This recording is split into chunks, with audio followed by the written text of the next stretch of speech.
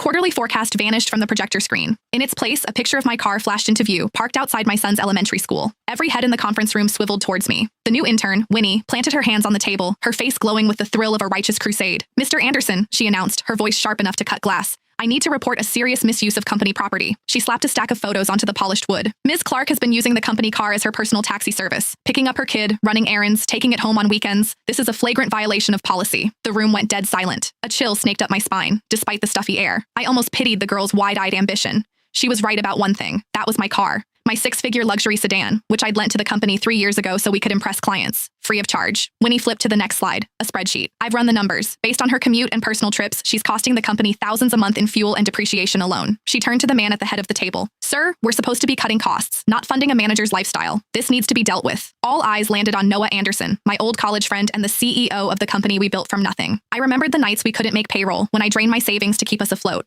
I remembered handing him the keys to this very car, brand new, saying, "The company needs this more than I do." He'd used it for 3 years. I'd paid every cent for gas, insurance, and maintenance. I'd even been the one to drive it to the airport for client pickups when our driver was out. Everyone in this room knew it was my car. Trevor from marketing, who just last week borrowed it to take his father to the hospital, was suddenly fascinated by his keyboard. Macy from reception, who took it for joyrides every month, shot me a look of pure disgust. Noah's fingers tapped a slow, deliberate rhythm on the table, his tell when he was weighing his options. He wouldn't meet my gaze. "Ava," his voice was cold, unfamiliar. "Is what Winnie said true?" The air left my lungs. True? Was it true that a year ago I'd mortgaged this car to cover salaries and he'd clapped my shoulder saying, "You saved us, Ava"? Was it true that 3 years ago he promised, "When we make it big, I'll buy you a new one"? He was really asking me this. My voice was steady when I finally spoke. "What do you think, Noah?" He looked away. "The evidence is clear, and rules are rules, Ava. Even for a founder, public and private have to be separate. That's the bottom line." He took a breath. "Hand over the keys. The car will be managed by admin from now on. As for the costs Winnie calculated, finance will deduct them from your salary." A triumphant smirk bloomed on Winnie's face. "Mr. Anderson is right.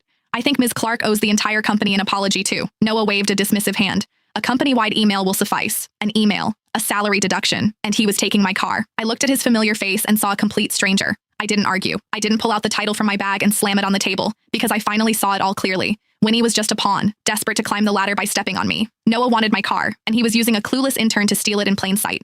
3 years is a long time, long enough for a lie to feel like the truth, for a gift to be mistaken for an entitlement. I stood, my movements slow and deliberate. I pulled the keys from my bag and set them on the conference table. The metallic clink cut through the silence. "Fine. I accept the decision." My eyes found Noah's, a faint, cold smile touching my lips. "I hope the car continues to bring the company good luck." Noah, who had clearly braced for a fight, let out a slow breath. The tension drained from his shoulders. "Ava, it's for the best. You have to understand, my hands are tied here." Winnie snatched the keys, clutching them like a trophy.